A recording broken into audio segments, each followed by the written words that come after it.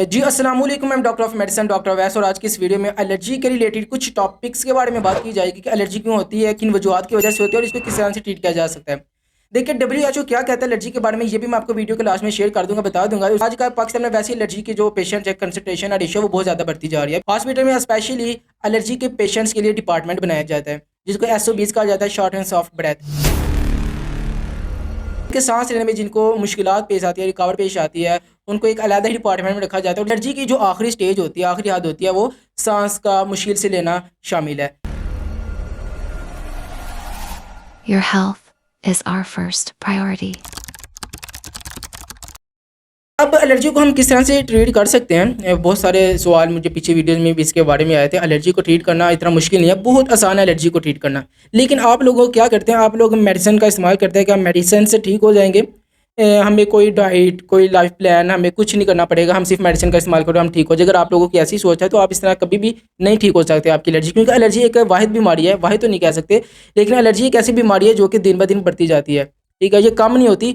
अगर आपको एलर्जी या खारिश, अगर आप खारिश करेंगे, जितनी ज़्यादा आप लोग खारिश करेंगे उतनी ज़्यादा आप लोगों की एलर्जी बढ़ती जाएगी, इंक्रीज़ होती जाएगी। एग्जाम्पल ले लें, अगर आपको बॉडी में किसी भी हिस्से में अगर आपको लोगों को एलर्जी नहीं है या है अभी आप लोगों को, तो आप उस हिस्से में खारिश करेंगे तो वो जो खारिश है ना, वो आपकी आहिस्ता आहिस्ता आपकी इन्फेक्शन में कन्वर्ट हो जाएगी। यानी कि अगर आपको एलर्जी है, दाने निकले हुए हैं, आप उसको खारिज करेंगे, आपको रेडनेस हो जाएगी, स्वेलिंग हो जाएगी, भी दानों का बड़ा निकलना, आस्ता आस्ता दानों का बढ़ जाना, उसके अंदर रेशा फैल जाना, रेशे का बढ़ जाना उस दाने के अंदर, ये सारी चीज़ें देखी जाती है एलर्जी के केसेस में। अब देखिए, एलर्जी आप मेडिसिन का इस्तेमाल करें, डॉक्टर को चेक करवाएं। डॉक्टर अपने एक्सपीरियंस के अकॉर्डिंगली आपको चेक करके आपको एलर्जी की मेडिसिन जो है वो प्रिस्क्राइब कर देंगे, लिख देंगे, वो आप लोग खा लेंगे, ये एक अलग बात है। अब एलर्जी आप क्या कर सकते हैं, एलर्जी के लिए आप किस तरह से अपनी एलर्जी को वो कम कर सकते हैं, बहुत ज़्यादा सिंपल है। ये वीडियो आज की इसलिए मैंने स्पेशली आप लोगों के लिए बनाया है क्योंकि मुझे बहुत सारे कमेंट आए थे एलर्जी के ऊपर कि एलर्जी के ऊपर सारी वीडियो बना दें। हम बहुत सारी मेडिकेशंस का इस्तेमाल कर रहे हैं, हमने तरह तरह के लोशंस लगा लिया, क्रीम्स लगा लिया, हर चीज़ का हमने इस्तेमाल कर लिया, लेकिन हमारी एलर्जी वो नहीं जा रही। देखिए, एलर्जी एक नेचुरल रिस्पांस होता है, इम्यून रिस्पांस होता है। ठीक है, हाइपर सेंसिटिविटी की वजह से आपकी एलर्जी है वो बढ़ जाती है। आप मेडिसिन का भी इस्तेमाल करते हैं लेकिन आपको उस तरह से आपको इफेक्ट नहीं मिलता। अब इसके पीछे की वजह क्या है, देखिए एलर्जी क्यों होती है, किस वजह से होती है। एलर्जी होने की बहुत सारी वजूहत हो सकती हैं, इनका डस्ट हो सकता है, पोलन हो सकता है, आपको इन्वायरमेंट की वजह से आपको एलर्जी हो सकती है, फूड एलर्जी हो सकती है आप लोगों को, और कुछ स्किन इन्फेक्शन की वजह से आप लोगों को एलर्जी हो सकती है।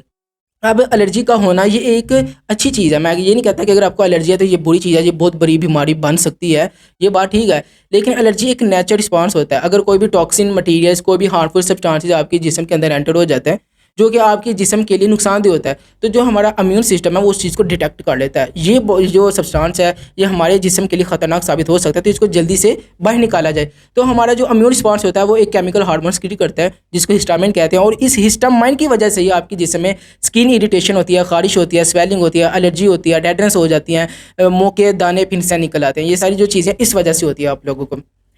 और अब इस चीज़ को कम करने के लिए आप लोग अपने लिए क्या कर सकते हैं। मैं मेडिसिन के बारे में नहीं बताऊंगा क्योंकि मेडिसिन तो डॉक्टर अपने एक्सपीरियंस के अकॉर्डिंगली आप लोग को प्रिस्क्राइब करेंगे, लेकिन बहुत सारे केसेस हैं जो घर बैठे लोग इसका इस्तेमाल करते हैं, जो उनको रिलीफ भी देते हैं। और वो कौन सी चीज़ें हैं, पानी का इस्तेमाल ज़्यादा करना, ठंडी चीज़ों का इस्तेमाल ज़्यादा करना, हाइड्रेटेड रहना, ज़्यादा पानी का इस्तेमाल करना, और बार बार जो आप लोग खारिश करते हैं जिस जगह में आप लोगों को एलर्जी होती है उससे आप लोगों ने परहेज़ करना है। देखिए, अगर आपको किसी भी जगह में जिसम की खारिश है, जितनी आप खारिश करेंगे आपकी स्किन डैमेज होगी, स्किन डैमेज होगी तो आपको इन्फेक्शन के जो रिस्क होते हैं वो ज़्यादा इंक्रीज़ हो जाते हैं। तो आपने इन चीज़ से भी परहेज़ करना है। और अगर आपको किसी चीज़ से एलर्जी है, यानी कि एलर्जी स्टिमुलेंट से आपने प्रिवेंट करना अपने आप को। अब एलर्जी स्टिमुलेंट क्या होता है, वो चीज़ें जो एलर्जी को दोबारा से एक्टिवेट कर देती हैं। कभी आप लोगों को एलर्जी हो लेकिन आप ये कहते हैं कि हमें दोबारा से एलर्जी हो गया है, एलर्जी ठीक होती है, मेडिसिन खाते हैं, फिर दोबारा से एलर्जी हो जाती है। ये किन वजूहत की वजह से होती है, ये इन्हीं वजूहत की वजह से होती है। आप एलर्जी स्टिमुलेंट को यूज़ कर रहे होते हैं, यानी कि दोबारा से एक्टिवेट जिसको एलर्जी कर देती है वो चीज़ें आप यूज़ कर देते हैं। वो चीज़ें क्या हैं, मेडिकेटेड क्रीम्स,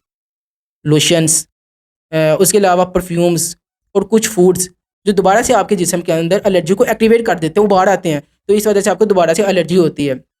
ठीक है, ये चीज़, इन चीज़ों से आपने परहेज़ करना और एक्सरसाइज जितनी हो सकती है आप लोगों ने करनी है। इंशाल्लाह ताला अगर आप इन चीज़ों पे अमल कर लेंगे तो इंशाल्लाह ताला आपकी बहुत हद तक जो एलर्जी है वो कम हो जाएगी। उसके अलावा आप डॉक्टर से, अपने फिजिशियन से कंसल्ट करें, वो आप लोगों को कुछ मेडिसिन का, कुछ लोशंस का प्रिस्क्राइब करेंगे अकॉर्डिंग टू देयर एक्सपीरियंस, वो इस्तेमाल करें तो इंशाल्लाह ताला आपकी एलर्जी ठीक हो जाएगी।